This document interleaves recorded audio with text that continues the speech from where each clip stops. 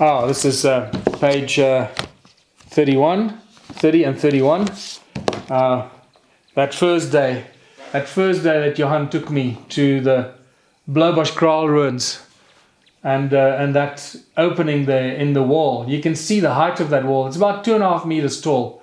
It remains one of the highest walls in any of the stone circle ruins that we have. And clearly it is reconstructed, repurposed. It has nothing to do with the original structure. And it was at this site that in 1939, the Bloemfontein University and Museum did the very, very detailed research and excavation of this particular site that I have mentioned before many times, and I'll keep referring to it because it remains one of the most detailed research explorations, expeditions, and research, and most detailed, I guess, documents that was put together about the ruins at that time, 1939. So the caption here showing Johan next to the stone wall. Here we get an indication of the original height of the wall. Again, we assumed it was the original height, and we were wrong because these walls were reconstructed and repurposed, and I'll explain to you why we know this. It reaches 2.5 meters in places. This section has an observational window that was strategically positioned to line up with other structures and marker stones inside the ruin. For what purpose? Most likely observing the sunrise and various aspects of it, as its general positioning is east. So again, this was Johan Heine's calculations, his first measurements and observations, and it still holds a lot of credibility because, as I said, these original structures were repurposed by the Dravidians to do all their rituals and observations and so forth.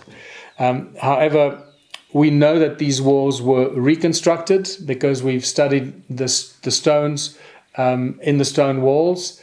And it took me many years, actually. It took several years to figure out the difference between these walls and the walls in other stone circle ruins, which should be obvious to somebody that is an expert in this. But remember, I was no expert. I was brand new to this.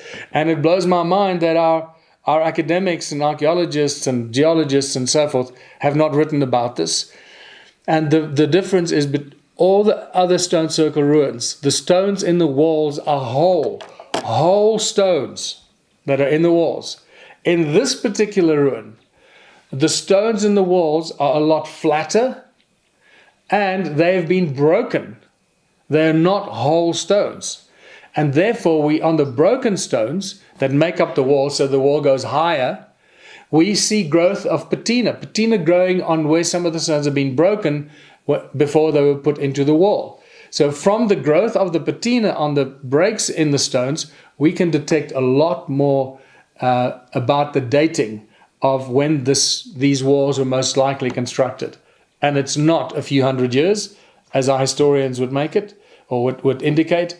It certainly is not even 1,000 years, it's probably several thousand years, based on the growth of the patina. And remember, that's an assumption that if they broke stones, so they had more stones, and then they used the broken stones in the construction of the wall so they could build the wall higher, that break would have been a clean break. That means the patina would have to have started growing from nothing.